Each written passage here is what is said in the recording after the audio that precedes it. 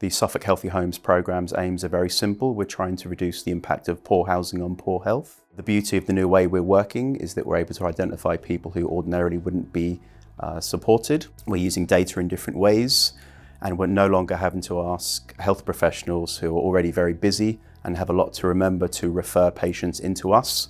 We can use the data to contact patients directly for support. When we look at a patient here at Burlington Road, we like to think we're looking at more than just the physical and the mental health side of things.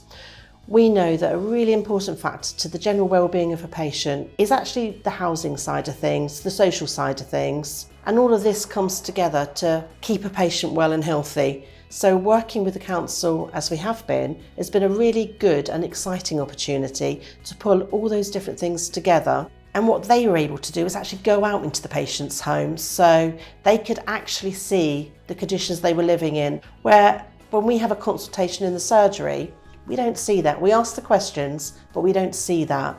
It didn't take many resources because lots of the things that we were involved in and had to do, for example, searches on our COPD register, we already had those searches. What this project has done is given us an opportunity to kind of like co-locate and work on something jointly and probably at scale. So instead of the odd referral here and there, what we've done is we've had a very targeted approach. So going into a home, I'm sitting with the individuals and identifying more needs that I know I can help with. So I'm looking at income maximisation for them, seeing what's available to them. I'm also looking around the home to see if there are any tweaks that can be made to make the home more energy efficient and warmer for them. Looking for damp and mould, so can address how that can be supported and cleared up. Thinking about how they're ventilating the home and heating, simple things like their heating controls. And also looking at any other additional needs that they might have. One particular case that was very challenging that I worked on was an 80-year-old gentleman living alone in Ipswich.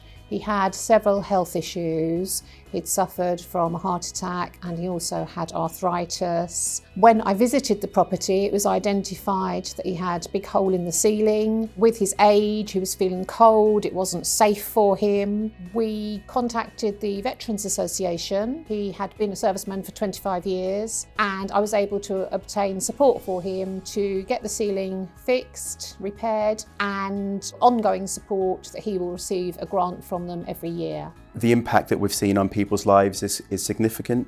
The beauty of how we're working now is we are using data in different ways and working with new stakeholders to do things that ordinarily wouldn't be possible, which means we're able to find people who haven't been helped so far but desperately need help because housing is having a significant impact on their health.